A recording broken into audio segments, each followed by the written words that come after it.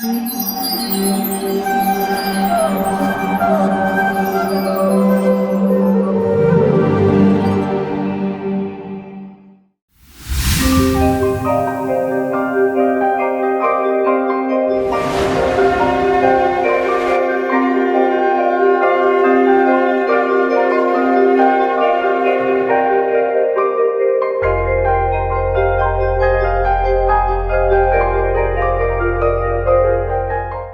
कृष्णा।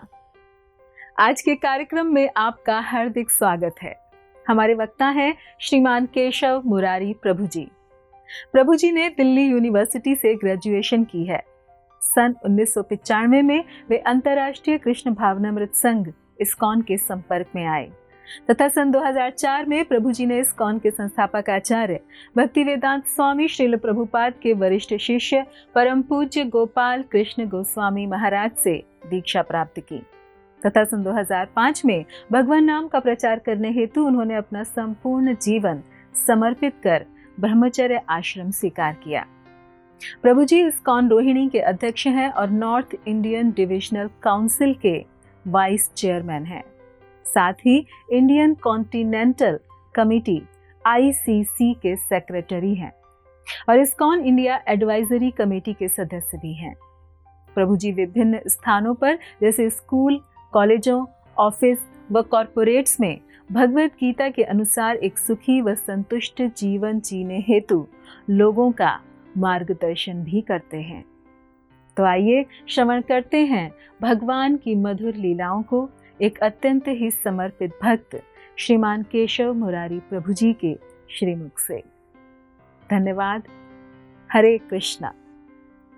ओम ज्ञानतिमिरान्धस्य ज्ञानञ्जनशलाकया चक्षुरुन्मिलितं येन तस्मै श्रीगुरुवे नमः। नमो विष्णुपादाय कृष्णपृष्ठाय भूतले श्रीमते भक्तिवेदान्तस्वामिनिति नामिने। नमस्ते सरस्वती देवे गौरवाणी प्रचारिणे निर्विशेष शून्यवादी पाश्चात्य देशतारिणे। जय श्री कृष्ण चैतन्य प्रभु नित्यानंद श्री अद्वैत गदाधर शिवासादि गौर भक्त वृंद। हरे कृष्णा कृष्ण कृष्ण हरे हरे, हरे राम राम राम हरे हरे। हरे कृष्णा। तो आप सभी भक्तों का इस 10 अवतार लीला कथा में स्वागत है। जैसे कि हम लोगों ने पिछले कुछ एपिसोड में ये चर्चा की कि किस प्रकार भगवान के जो ये सभी अवतार हैं कितने महत्वपूर्ण हैं। भगवान के अवतार, ये सभी अवतार जो हैं भगवान विष्णु से होते हैं, लेकिन हमने ये भी जाना था कि भगवान विष्णु एक नहीं है, 3 हैं जिन्हें पुरुष अवतार कहते हैं, क्योंकि भगवान के कई प्रकार के अवतार होते हैं। लीला अवतार है, पुरुष अवतार है, मनवंतर अवतार है, युग अवतार है, शक्तावेश अवतार है, गुण अवतार है।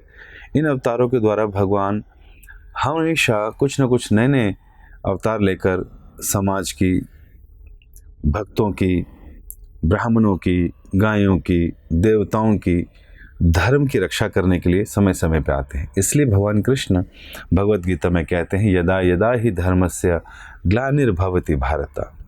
जब जब धर्म में ग्लानि होती है तो मैं फिर से अवतरित होता हूँ रिलीजियस प्रिंसिपल्स को फिर से स्टैब्लिश करने के लिए। और ये भगवान के अवतार जब हम देखते हैं कि अलग अलग रूपों में हुए तो कई बार लोग अचंभित भी हो जाते हैं। कभी वो देखते हैं कि भगवान का मत्स्य अवतार था जिसमें कि एक मछली के रूप में लोग पूछते हैं तो बड़े अचंभित होते हैं। लेकिन उनकी जानकारी के लिए कि अभी भी भगवान के वैकुंठ में, जो कि असंख्य वैकुंठ हैं, उसमें एक मत्स्य अवतार का वैकुंठ अलग है, जहाँ पर भगवान के भक्त जो मत्स्य अवतार में भगवान की पूजा करते हैं वो सदैव उनके साथ रहते हैं। इसी प्रकार भगवान के और भी अन्य अवतार हैं। जैसे दूसरा अवतार भगवान के कई अवतारों में जो मुख्य 10 अवतार थे जो जयदेव गोस्वामी जी ने कहे, उसमें दूसरा अवतार है कच्छप अवतार। एक कूर्म के रूप में भगवान अवतरित हुए और भक्तों की रक्षा करी, देवताओं की रक्षा करी। एक बार भगवान वराह के रूप में आए। अब देखने को लगता है कि बड़ा घृणित सा जीवन है। परीक्षित महाराज ने पूछा मत्स्य अवतार जैसा घृणित जीवन क्यों भगवान ने स्वीकार किया। सुखदेव गोस्वामी जी ने कहा भगवान धर्म की रक्षा, वेदों की रक्षा, गौ की रक्षा करने के लिए समय समय पर समय काल परिस्थिति के अनुसार अवतार लेते हैं। तो जब हमने देखा मत्स्य अवतार में कि किस प्रकार भगवान ने जब ब्रह्मा जी को नींद की एक झपकी लगी तो हयग्रीव नाम के असुर ने सारे वेद चुरा लिए, सारा ज्ञान समाप्त हो गया, सब चुरा लिया गया। अंधकार में आ गए सब लोग, समाज के अंदर अंधकार और अज्ञानता बढ़ गई। और बिना ज्ञान के लोग अपने जीवन को कैसे जिएंगे? जब वैदिक ज्ञान नहीं होगा तो पशु के समान जिया जाएगा। इसलिए आज हम देखते हैं जब लोग वैदिक शिक्षा से दूर होते जा रहे हैं तो समाज में कलह, कलेश, डाइवोर्स, रेप, टेररिज्म ये सब बढ़ता जा रहा है। क्यों? क्योंकि ज्ञान नहीं है। तो ऐसे ही समय पे जब वेद हट गए, हयग्रीव जी ने चुरा लिए, तो भगवान ने मत्स्य अवतार लेकर और नीचे के लोगों से जाकर हयग्रीव का वध कर कर और उन सब वेदों को फिर से ब्रह्मा जी को दिया। अब दूसरा अवतार भगवान का है कश्यप अवतार, कूर्म अवतार। बताते हैं शास्त्रों में, श्रीमद् भागवतम के 8वें स्कंद में कथा आती है कि किस प्रकार असुर लोग जब जब इनके पास कुछ शक्ति आ जाती है, जब जब ये लोग तपस्या कर कर ब्रह्मा जी को या शिव जी को प्रसन्न कर लेते हैं तो उनसे बड़े बड़े वरदान मांग लेते हैं और उससे ज़्यादा शक्तिशाली हो जाते हैं। और उस शक्ति का उपयोग ये कैसे करते हैं? देवताओं को उनके सिंहासन से भगाने के लिए उनके ऊपर आक्रमण करके उनका वध कर कर उन्हें जो है भगाते फिरते हैं। कई बारी देवताओं के द्वारा ऋषि मुनियों के प्रति अपराध भी हो जाता है। घमंड में चूर, अय्याशी करते हुए कई बारी देवताओं का या फिर अन्य ऋषि मुनियों का सही ढंग से जो है गुरुजनों का जब सम्मान नहीं करते तो उनके द्वारा भी अपराध होने के कारण उनका फिर श्राप लग जाता है और इसलिए भी देवता लोग शक्तिशाली हो जाते हैं और फिर देवताओं पे हावी हो जाते हैं। इसी तरह दुर्वासा मुनि जी का भी श्राप देवताओं को लग गया था, जिस कारण देवताओं के साथ युद्ध में सारे के सारे असुर जीत गए। सारे के सारे देवता लोग पलायन करने लगे, इधर उधर भागने लगे। लेकिन अब जाएं तो जाएं कहाँ, क्योंकि असुरों से भरी संसार में हर जगह उनको जो है चैलेंज मिल रहा था। फाइनली बच बचाकर इनको एक ही रास्ता समझ आया कि सृष्टि के हमारे मालिक जो हैं ब्रह्मा जी के पास जाते हैं। तो सभी देवता लोग वहाँ गए। ब्रह्मा जी इस सृष्टि के पहले जीव हैं जिनसे सारा संसार उत्पन्न हुआ है। और जैसे कि हम लोग जानते हैं कि ब्रह्मा जी से ही जो है सृष्टि आगे बढ़ी है। और इस प्रकार जब सारे देवता वहाँ पहुँचते हैं तो देवताओं की दयनीय स्थिति देखकर ब्रह्मा जी को भी तरस आ जाता है। तो श्वेत द्वीप में ब्रह्मा जी इन सारे देवताओं को साथ लेकर जाते हैं कि चलिए हम भगवान की स्तुति करें, क्योंकि जब जब इस संसार में देवताओं पे कष्ट आते हैं, आसुरी लोग ज़्यादा शक्तिशाली होकर सबको प्रताड़ना देने लगते हैं, तो ब्रह्मा जी इन सब की रक्षा के लिए भगवान विष्णु के पास जाते हैं। तो श्वेत द्वीप में जाकर वहाँ जाकर सबने स्तुति शुरू करी, देवताओं ने और ब्रह्मा जी ने भगवान का खूब जोर से सुंदर उनका गुणगान किया, उनके गुणों का व्याख्यान किया। ब्रह्मा जी ने कहा कि मैं हूँ ब्रह्मा, ये हैं शिव, ये हैं देवता, चाहे और भी योनियाँ हैं जितनी भी, चाहे वो पशु योनि हो, चाहे वो अन्य योनियाँ हों, चाहे वो अंडे से निकलने वाले हों, चाहे बीजों से उत्पन्न होने वाले जीव हों, चाहे वो पसीने से उत्पन्न होने वाले जीव हों, ये सारे के सारे जीव का आश्रयदाता और उत्पन्न करता भगवान ही तो हैं। भगवान ने ही 8 एलिमेंट्स भूमि, जल, अग्नि, वायु, आकाश, मन, बुद्धि, अहंकार, इन सारे तत्वों की रचना की है। भगवान के ही शरीर से, मुख से सारे ब्राह्मण, हाथों से क्षत्रिय, उदर से सारे वैश्य, चरणों से उनके सारे शूद्र जो हैं उत्पन्न हुए हैं। इस प्रकार ब्रह्मा जी सारे देवताओं के साथ मिलकर भगवान की स्तुति करते हैं और फिर बताते हैं कि हम सब देवताओं की कोई पूजा भक्ति करें तो उससे अच्छा है कि भगवान विष्णु के करे।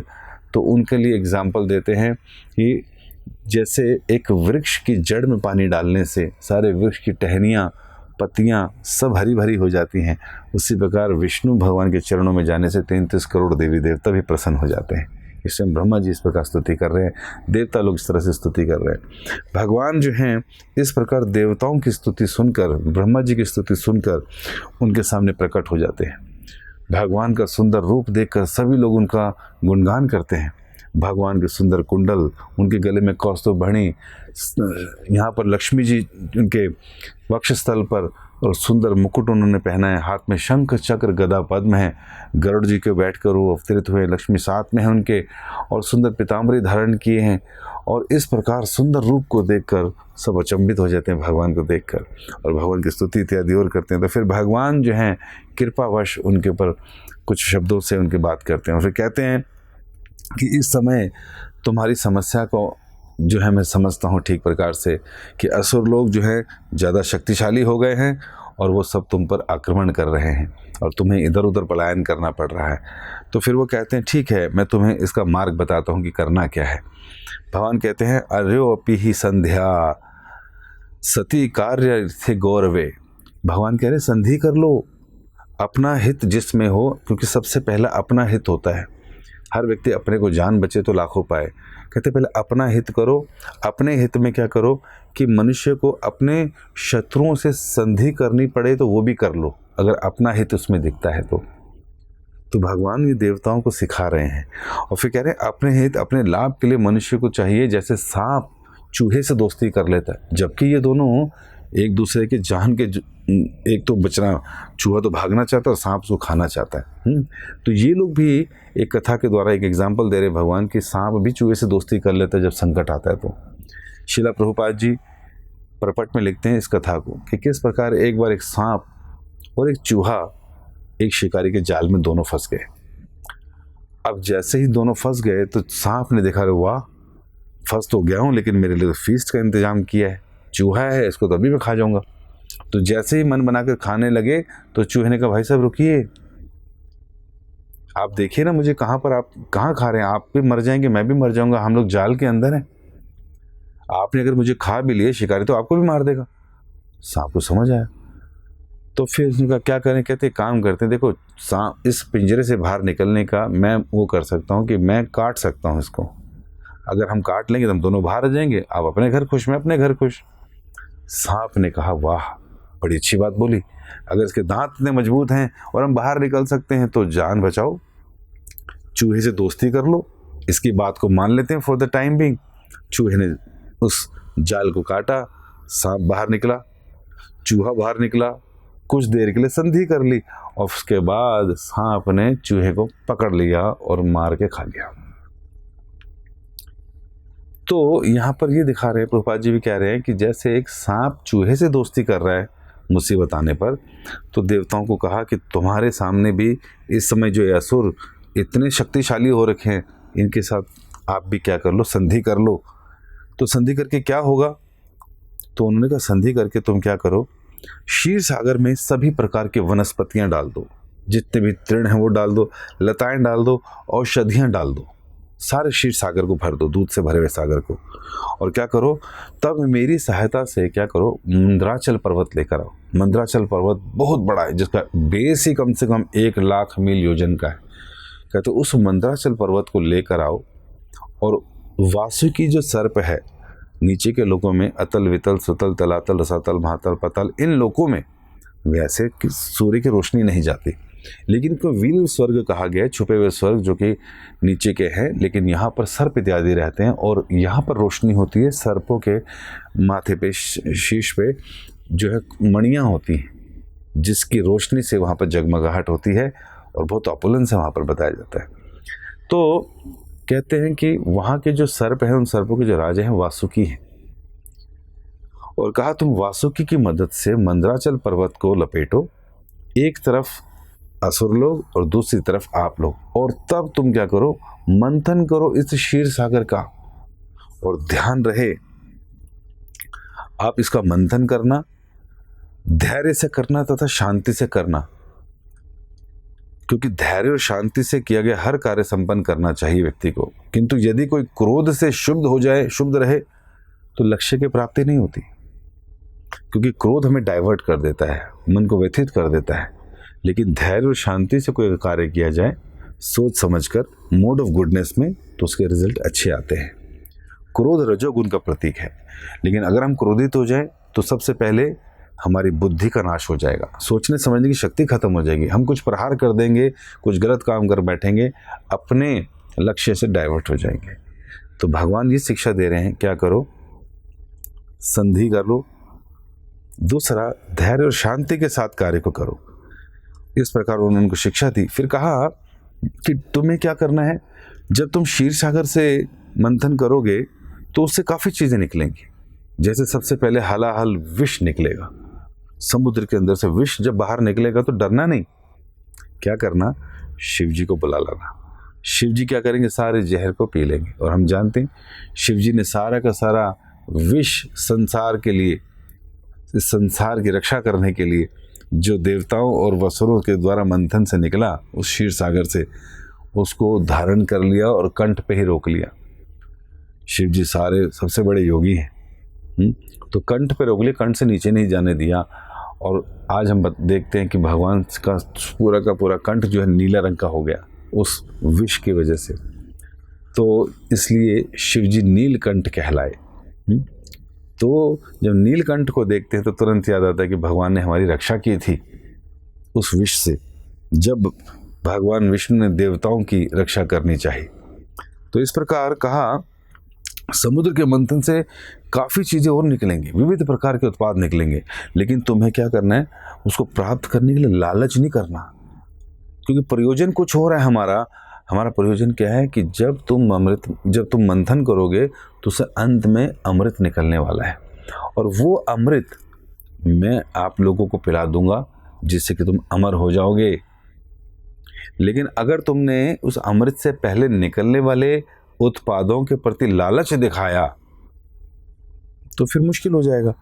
उसको देखकर ना तो उत्सुक होना और ना ही उनके इस चीज़ को लेने के लिए क्रुद्ध होना, अगर वो असुर ले लें तो भगवान ने पहले ही सारी चीज़ें उनको समझा दी, और समझाने के बाद उनको कहा कि तुमको जो मैंने शिक्षा दी है तुम उस शिक्षा का पालन करो, क्योंकि उस शिक्षा के पालन से तुम्हारा भला होगा। इस प्रकार शिक्षा देने के बाद भगवान की से आज्ञा लेकर देवता लोग चल पड़े असुरों के पास।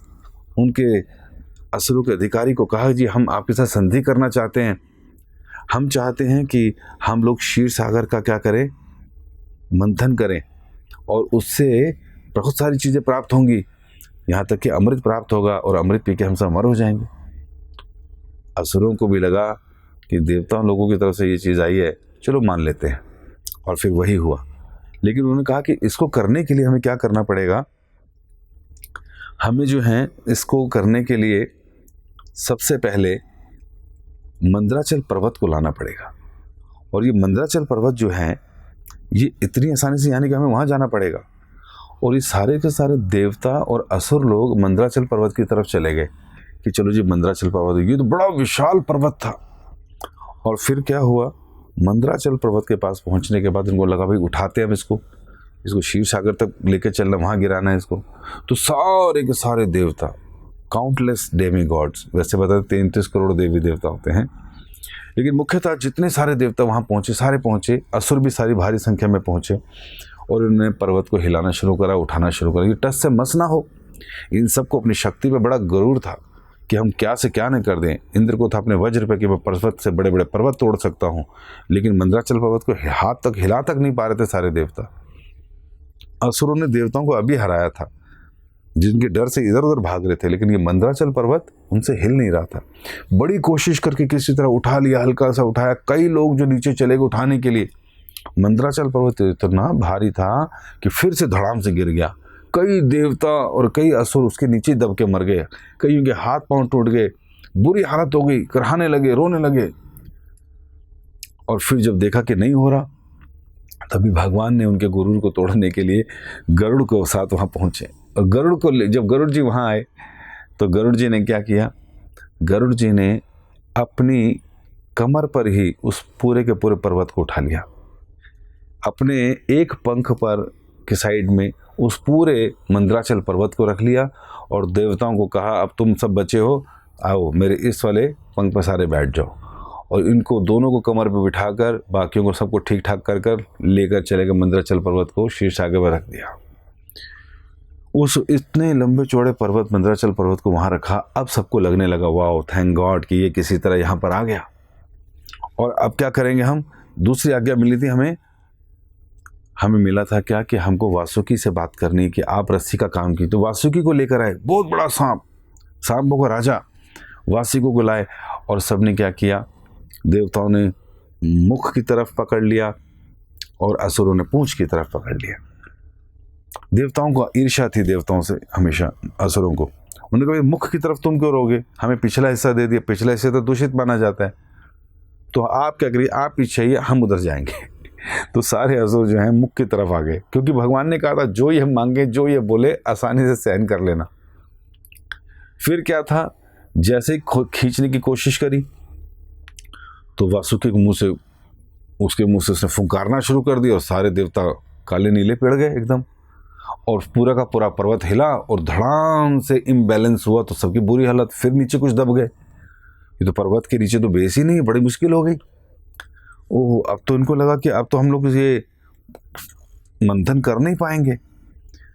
तो फिर क्या हुआ, मंथन ना होने के अभी क्या हुआ, तो फिर बताते हैं श्रीमद् भागवतम में, विलोकया विघ्नेश विधि तदेश्वरो दूरंत वीर्यो वितथा भासंधि कृत्वा वपु कच्छपोद्भुतं महता प्रविश्यतोयं गिरिमुज्जहारा।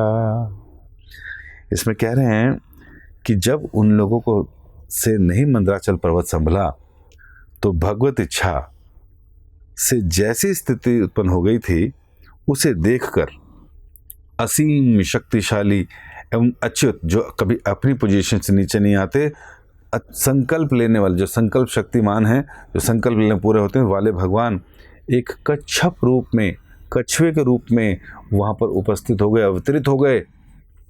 और क्या किया, उस विशाल मंदराचल पर्वत को उस पर पहले तो उस प्रवेश कर गए उसके अंदर, और फिर मंदराचल पर्वत को अपनी कमर पर उठा लिया भगवान ने। इतने बड़े पर्वत को अपने ऊपर उठा लिया। बताते हैं कि उसको उठाने के बाद बता रहे हैं कि वो इतना विशाल था, लग रहा था कच्छप अवतार कि जैसे अपने आप में एक बहुत बड़ा द्वीप हो। लगभग कहते हैं कि द्वीप की भांति 8 लाख मील तक फैला हुआ था ये कच्छप अवतार, 8 लाख मील तक समुद्र में, और उसके ऊपर 1 लाख मील जो है मंदराचल पर्वत अब उसके ऊपर था। तो भगवान देखिए देवताओं की समस्या को जानते हैं, उनको मार्ग भी बताया, कहा कि मंदराचल पर्वत लाओ, वासुकी से बांधो और उसके बाद मंथन करो। मंथन ना होने के कारण सब हिल रहा था, लोग मर रहे थे। भगवान स्वयं कच्छप बनकर आ गए, जो कि 8 मील तक फैला हुआ था, एक अपने आप में टापू लग रहा था, बहुत बड़ा द्वीप जिसे बोलते हैं। भगवान उसके नीचे आ गए। अब सब देवता लोग बड़े खुश हो गए कि चलो जी अब मंथन शुरू करें। लेकिन उसके बावजूद भी जैसे घरों में माताएं दही बिलोती हैं तो नीचे एक बड़ा बड़ा बर्तन बांध होता है, साथ में रस्सी से उसको बांधते हैं मथनी को, ताकि वो लेफ्ट एंड राइट ना हो जाए, फिर से बैलेंस हो जाएगा। तो भगवान सहस्त्रबाहु हजारों भुजाओं के साथ दूसरा अवतार अपना लेते हैं और उस मंदराचल पर्वत के शीर्ष पर, उसकी शिखा पर बैठ जाते हैं और अपने भुजाओं से के बल से उस पर्वत को नीचे की तरफ धकेलते हैं, ताकि वो इम्बैलेंस ना हो जाए। जब वासुकी को लेफ्ट एंड राइट खींचा जाएगा देवताओं और असुरों के द्वारा, खींचा गया देवताओं के द्वारा, असुरों के द्वारा, और अब पर्वत जो है ऐसे ऐसे हिलने लगा। तो हम देखते हैं कच्छप जो नीचे हैं, अब जैसे घरों में मथनी होती है तो उसके भी कुछ ना कुछ पार्ट्स ऐसे बाहर निकले होते हैं जिससे कि वो दही को ठीक ढंग से बिलो सके।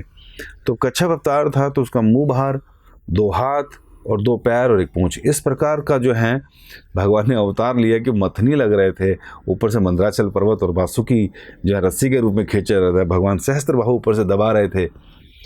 और अब उस प्रयोजन को पूरा करने के लिए जैसे ही वो पर्वत, इतना भारी पर्वत हिला भगवान की कमर पर, तो कह रहे हैं कि भगवान की कमर पे इस तरह से हिलने के बाद क्या हुआ, मैंने अंग कंडू या न प्रमेय, मतलब क्या हुआ इसका, कह रहे हैं कि भगवान को ऐसा लगा जैसे मेरी खुजली दूर हो रही है। इतना बड़ा पर्वत जब भगवान की कमर पे हिला तो वो उनको ऐसा लग रहा था जैसे मेरी खुजली, तो भगवान को अच्छा लग रहा था।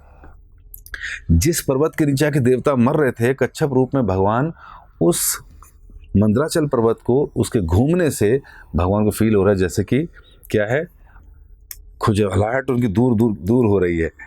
तो इस प्रकार जो है भगवान ने अब उसको प्रयोजन को आगे बढ़ाना शुरू किया।